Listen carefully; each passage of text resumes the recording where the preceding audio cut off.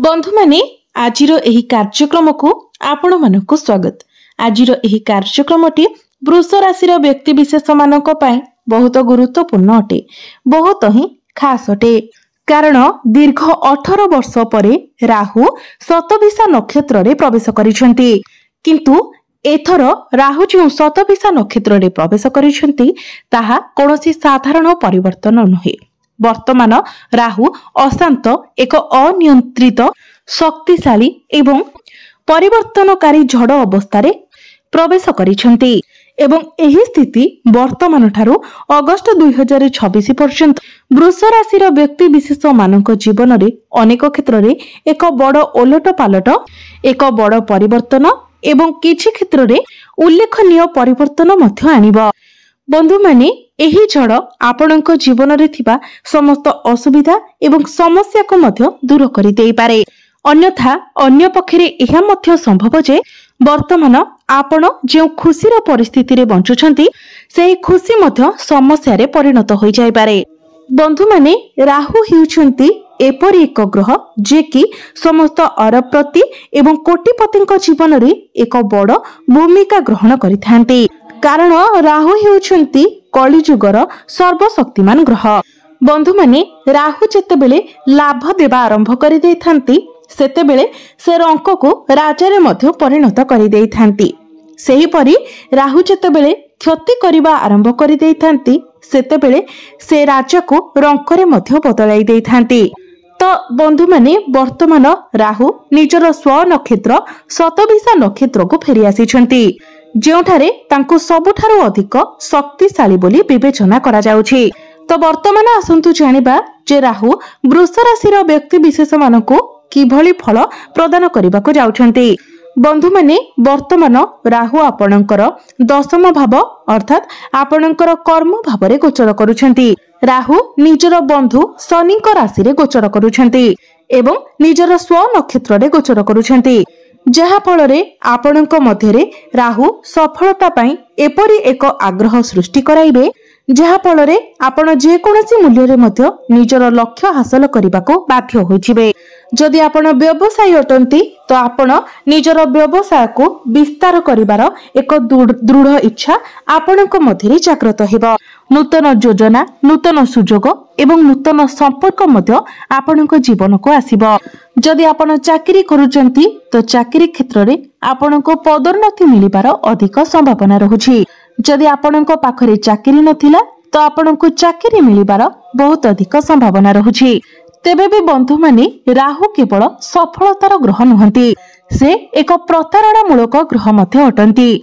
से आपणक मध्य रे अत्यधिक आत्मविश्वास सृष्टि कराइबे जाहाकु कि ओभर कॉन्फिडेंस कहा जाए, जहा फल रे आपण हठात किछि भूल मध्य करि देई पारंती। राहु आपणक निश्चित भाव रे प्रेरणा देई थांती, किंतु से आपणकर बुझामणा एवं धैर्यर मध्य परीक्षा नै थांती। तेणु एही समय आपण काहाकु भी कोनोसी कथारे भी अंध भली विश्वास करंतु नाही। ता सहित किछि चिंता न करी आपण निजर चाकरी क्षेत्र रे किछि डिसिजन नियंतु नाही। अन्य कहार परामर्श रे आपण कोनोसी स्थान रे कोनोसी इन्वेस्टमेंट मध्य करंतु नाही। एपरि कोनोसी सुजोग को आपण हाथ को नियंतु नाही जहा केवल आपणकर आखि को आकर्षणीय मन हेउछि। नचेत आपणकर एही सबु योजना, एही सबु डिसिजन भविष्यत रे आपणको विपद रे पकाइबो। बंधु माने शनिक भली राहुंकर मध्य तीनोटी दृष्टि रही थाए, पंचम, सप्तम एवं नवम दृष्टि। तो वर्तमान समय रे राहुंकर पंचम दृष्टि आपणकर द्वितीय भाव अर्थात धन, वाणी एवं कुटुंब भाव उपरे रहुछि।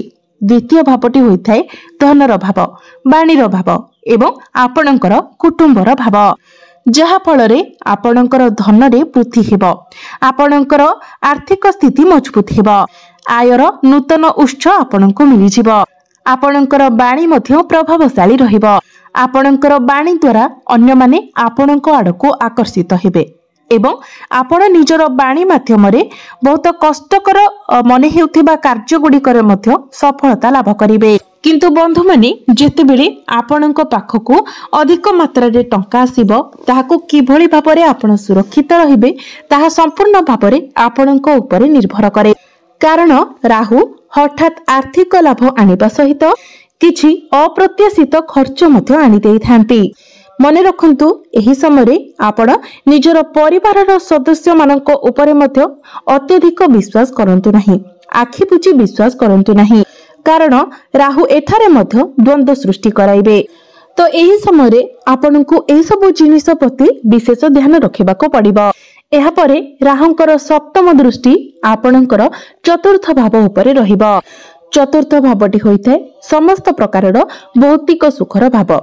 आपनकर जमी भूमि जानवाहन प्रॉपर्टी ए सबुर भाव, आपनकर मांकर भाव। तेणु एही समय आपनकर भौतिक सुख सुविधारे वृद्धि हेबो। आपनकु नूतन घर गाड़ी जमी भूमि इत्यादि प्राप्ति होई पारे। ए सब जिनिस आपण एही समय मध्यरे किणा किणी करि पारंती। समाज रे आपनकर मान सम्मान वृद्धि पाइबो। आपनकर कार्य विषय जनसाधारणक मध्यरे आलोचना मध्य होई पारे, किंतु एही समय मध्यरे आपनकु आपनक मांकर स्वास्थ्य प्रति विशेष ध्यान रखिबाको हेबो।